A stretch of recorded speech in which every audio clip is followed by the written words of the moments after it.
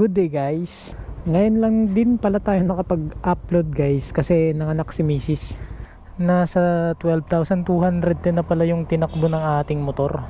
Sabagay magdadalawang taon na din kasi sa September. Kaya medyo mataas na rin yung kanyang tinakbo. Nasa 12,200 plus na. Marami na din ngayon ang bumibili at kumukuha ng XRM. At mayroon mga nagko-comment na mga kaibigan natin na kumuha sila ng XRM.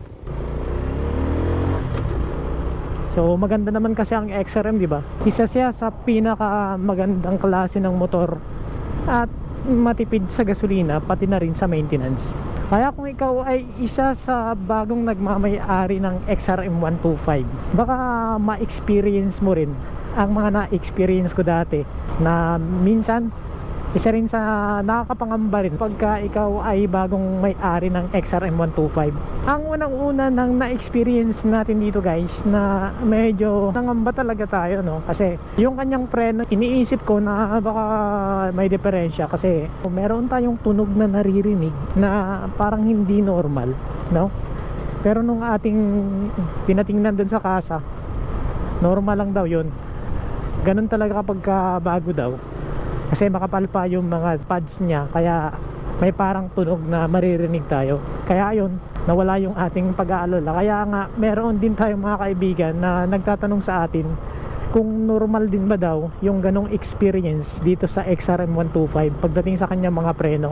Baka ma-experience yan ng ating mga kaibigan na bagong may-ari ng XRM 125. Normal lang yan guys. Darating din sa point na mawawala na ang tunog na yan. Marami din tayong na experience dito sa ating motor na akala natin hindi na experience ng iba.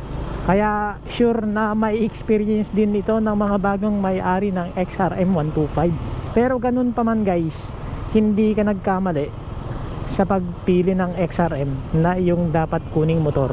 Hindi naman nawawala sa isang sasakyan kahit na branded ang pagkakaroon ng mga issue. Maliban lang syempre kung wala naman talagang grabing issue yung makina, bibihira ka namang maka-encounter ng ganun. At itong ating XRM 125 may bilis naman siya, di ba?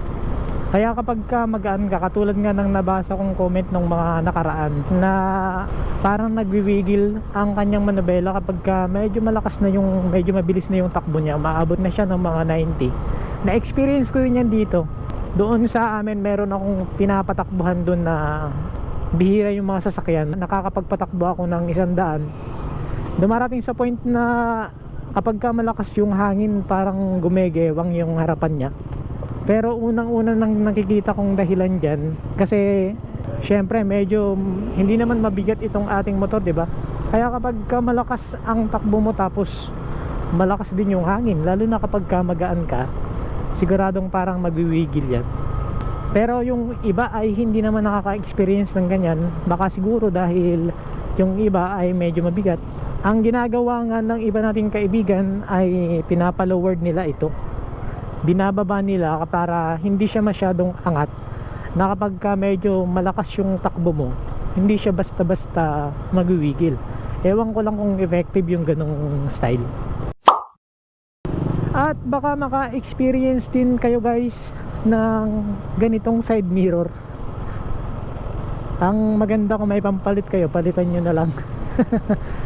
Isa daw sa dahilan kung bakit nagkakaganyan, baka meron tayong ini-apply dito sa ating motor at hindi natin nabanlawan, or hindi naman talaga binabanlawan kasi nga katulad ng mga pampakintab. Yun daw yung isa sa pinakadahilan kung bakit nagkakaganito yung side mirror. Or baka naman ganun talaga ang nailagay sa ating motor, medyo sabihin na natin mahinang klase, parang ganun. Kasi kung nilagyan natin yung parehas, di ba, eh di sana parehas yung nagkaganyan, di ba? Pero itong dito sa ating panel screen na nagkaroon din ng mga crack, hindi naman lahat. Kaya kung ikaw ay bagong may-ari ng XRM, wag mong isipin na magkakaganda din yung motor mo. Kasi hindi naman lahat nagkakaroon ng ganitong mga crack, yung ganyan, no? Itong sa atin lang talaga, ayon nga sa yung sinabi sa atin ng isa nating kaibigan, kapag ka meron tayong ini-apply na yung pampakintab, kasi aminado naman ako, linagyan ko talaga ito ng pampakintab, baka yun yung naging dahilan kaya nagkaganito, nagkaroon siya ng mga crack.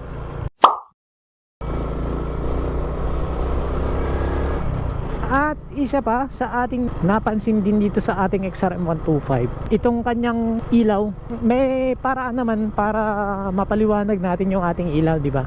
Yung bulb niya ay pwede namang palitan. Kasi itong stock ng XRM125 na ilaw na nakakabit dito, kapag ka madilim, hindi siya masyadong maliwanag. Kapag ka ginagamit ko siya sa mga medyo mabilis na takbo mo kapag kagabi, tapos bibihira yung mga sasakyan, parang ang hina ng ilaw niya kapag ganun.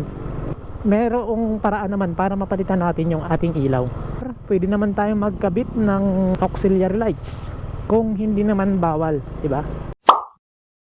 Itong sa ating manobela, pagkaraan ng mga ilang buwan or siguro umabot din ng mga isang taon, nasira kaagad ang kanyang bearing.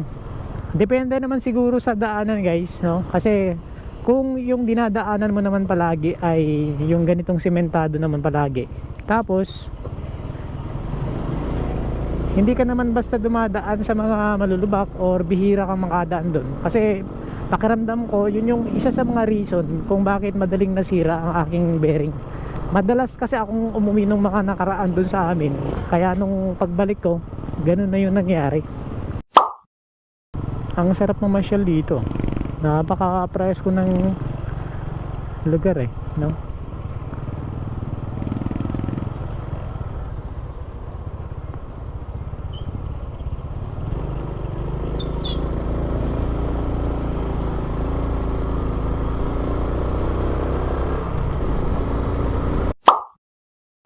Ang bilis ng XRM kapag ka-stuck ang iyong sprocket, hindi mo pinapalitan.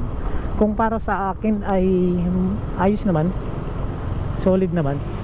Kasi kapag ka napapadaan ka sa mga medyo mga paahon na hindi mo pa napapalitan yung iyong sprocket, at mapadaan ka rin sa mga lugar na meron mga sementado, yung stock na size ng kanyang sprocket ay pwede mo namang magamit sa kahit anong klaseng daanan, mga paakyat man or patag. Para sa akin, goods naman yung stock may bilis naman siya, at meron din namang pwersa kapag napapadaan tayo sa mga paakyat na lugar. At saka guys, isa pa sa ating magandang dapat gawin sa ating motor kapag bago tayo may-ari nito, halagaan natin sa langis. Yung unang 500 kilometers dapat ma-change oil na natin. At yung susunod na change oil, nakadepende sa'yo kung gusto mong i-change oil every 500 kilometers hanggang sa marating mo ang 2,000 kilometers or 1,500 kilometers.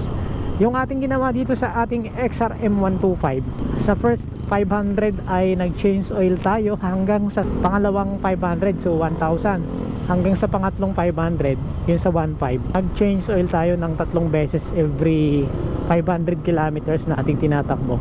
At nung sumunod na, yung ginawa na natin ay every 1,000 kilometers, every 2,000 kilometers. At ngayon, kapag umaabot na tayo ng mahigit sa 2,000 kilometers, sana tayo nag-change oil.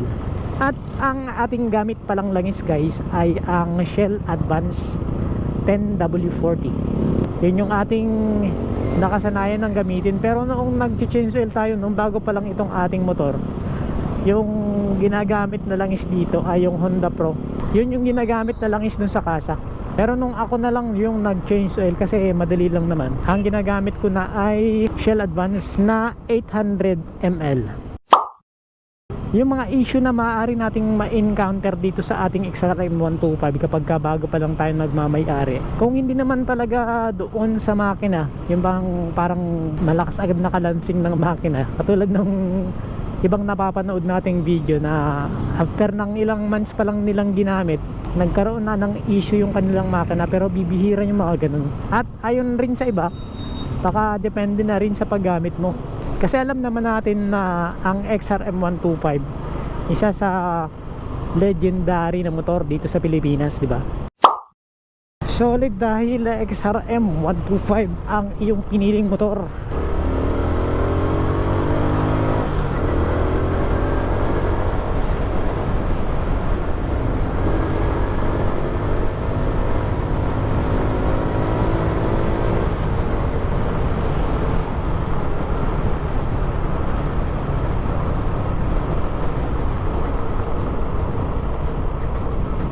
At pansamantala hanggang dito na lang muna ang ating video. Maraming salamat sa inyong panonood. Ride safe always guys. At this is Nel Ride Moto. Thank you.